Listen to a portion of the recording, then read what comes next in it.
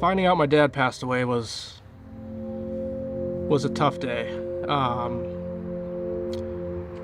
It was a day I always knew in the back of my head I would get, or it was a call I always expected to get. I guess you never expect to get it so soon or the day it happens, but I was at work and I got a call from the Bristol Police Department, and he was asking if I knew Kenny King, and being his son, I was a little defensive because I didn't want to get my dad in any trouble. So I was trying to understand a little bit more of the situation, and then he told me they had found my father had passed away that morning, and that it just took the wind out of my chest. I thought I had prepared myself for that phone call for a long time, and it made me regret. It just filled me with the most regret, and I still carry that with me today. The day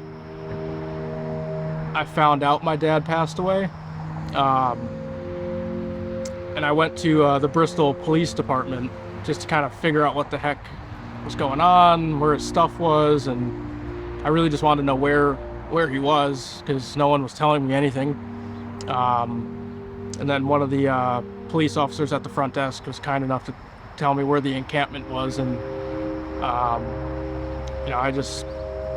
found my way back over to that encampment, and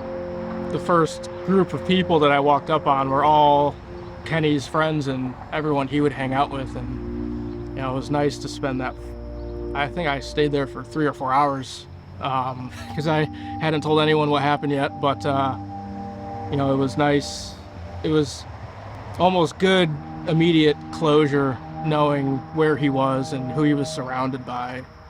because when you have a family member that you know is homeless and you may not be in communication with him, homelessness world sounds pretty scary, but there are some really nice people out there. Through stories my dad has told me, there are also not so great people out there, but it's good to know that there are people that have each other's backs,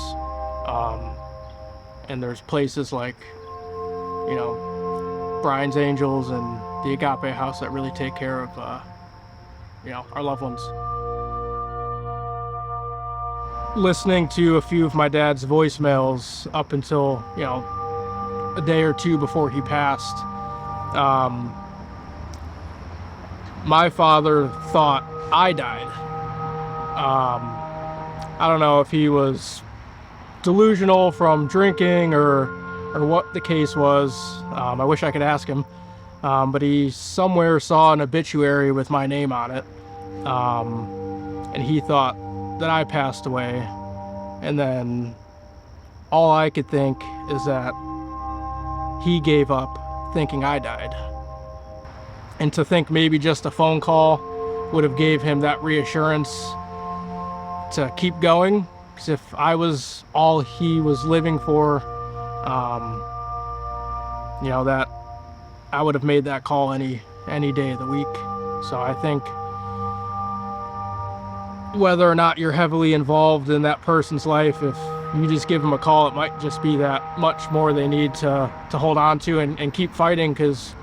what are they really fighting for? If it's obviously not sobriety or a better life, it might be to better themselves for someone, and if they have no one else to better themselves for, they might just give up. It's said that the toughest times in our lives teach us the most. In our next episode, Nick will share some of the lessons he learned from his father's life and death.